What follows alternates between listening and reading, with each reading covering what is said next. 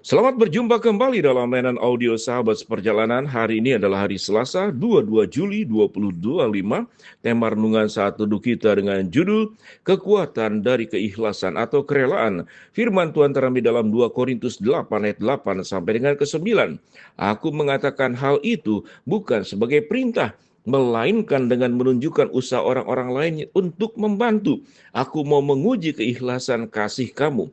Karena kamu telah mengenal kasih karunia Tuhan kita Yesus Kristus, bahwa Ia yang oleh karena kamu menjadi miskin, sekalipun Ia kaya, supaya kamu menjadi kaya oleh karena kemiskinannya. Mari kita berdoa. Bapa yang di dalam surga, kami ingin belajar satu karakter Kristus, karakter ilahi, yaitu kerelaan dan keikhlasan di dalam mencintai dan memperhatikan manusia. Dalam nama Tuhan Yesus kami berdoa. Amin. Shalom sahabat perjalanan yang dikasihi Tuhan, kita bisa mencari di banyak media sosial tentang orang-orang yang kuat.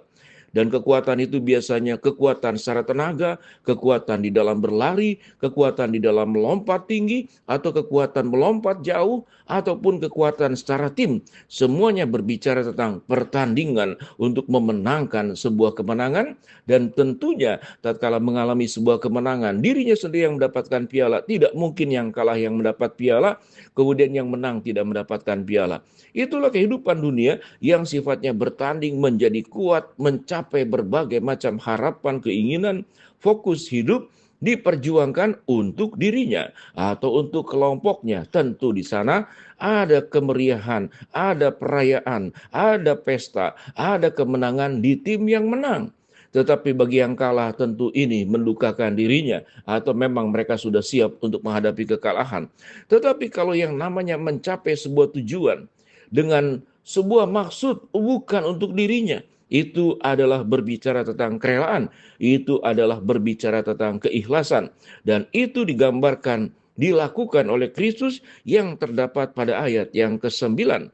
Karena kamu telah mengenal kasih karunia Tuhan kita Yesus Kristus, bahwa Ia yang oleh karena kamu menjadi miskin, sekalipun ia kaya, supaya kamu menjadi kaya oleh karena kemiskinannya. Kalimat yang luar biasa, supaya kamu kaya oleh kemiskinannya. Tentu perbandingan perumpamaan dengan penjelasan tadi.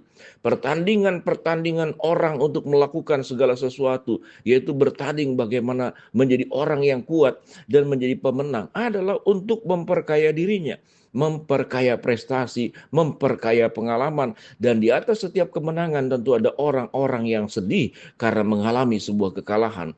Dalam sebuah perlombaan, 10 orang yang mengikuti, satu saja yang menang, 9 yang tidak menang.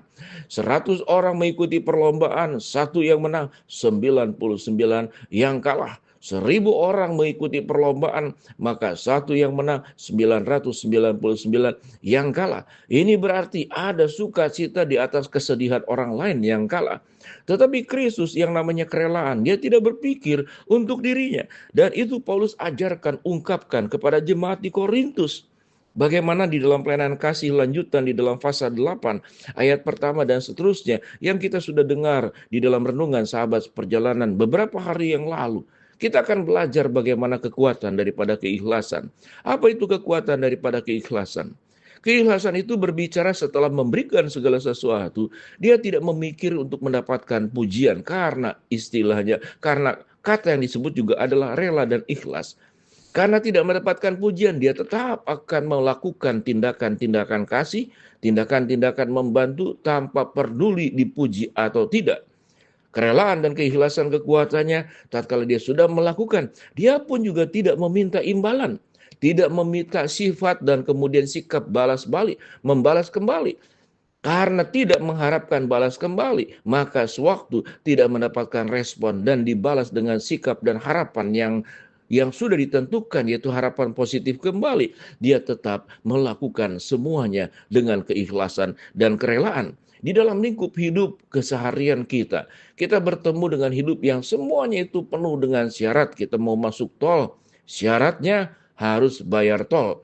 Kita mau jadi warga negara, maka syaratnya warga negara yang baik, salah satunya harus membayar pajak. Dan itu tentu kepentingan buat negara untuk mengelola seluruh pajak yang ada. Siogianya adalah dikembalikan kembali untuk pembangunan dan kemakmuran masyarakat dan dikelola supaya adanya keseimbangan.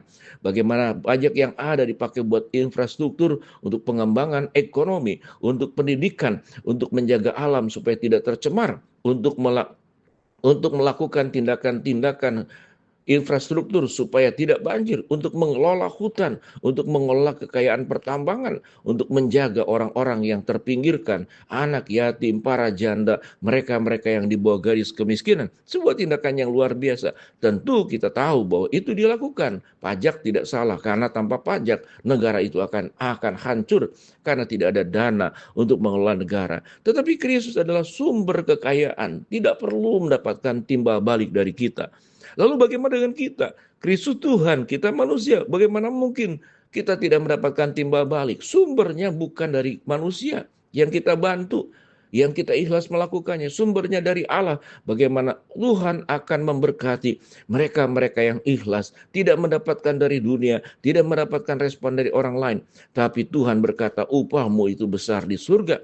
Dan Tuhan akan cukupkan kita, kuatkan kita agar kita terus bisa melakukan tindakan-tindakan kebaikan untuk orang banyak. Sahabat, seperjalanan dalam rumah tangga juga sama.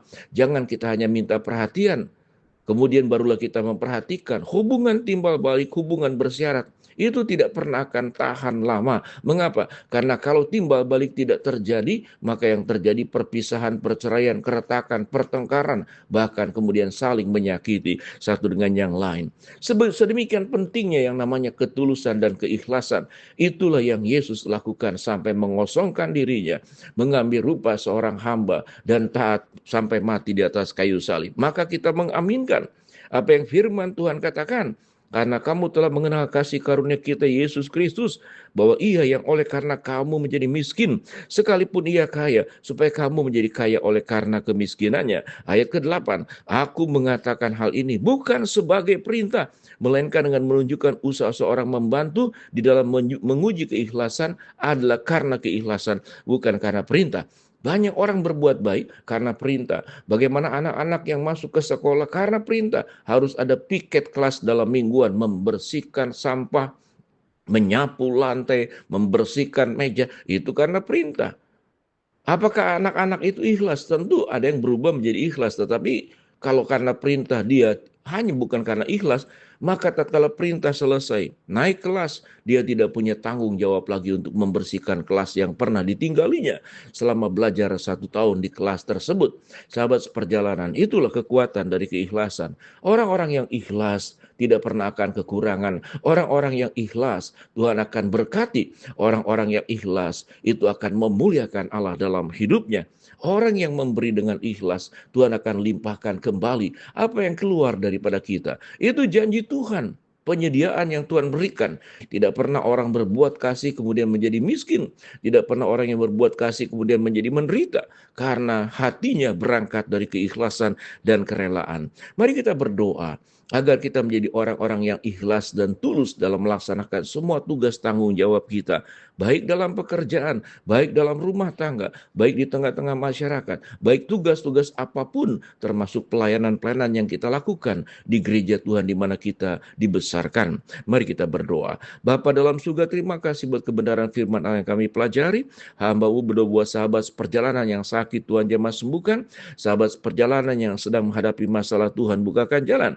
Sahabat perjalanan yang sedang berdoa mengharapkan sesuatu, Tuhan akan balaskan dan jawab sesuai dengan waktunya Tuhan. Dalam nama Tuhan Yesus kami berdoa. Amin.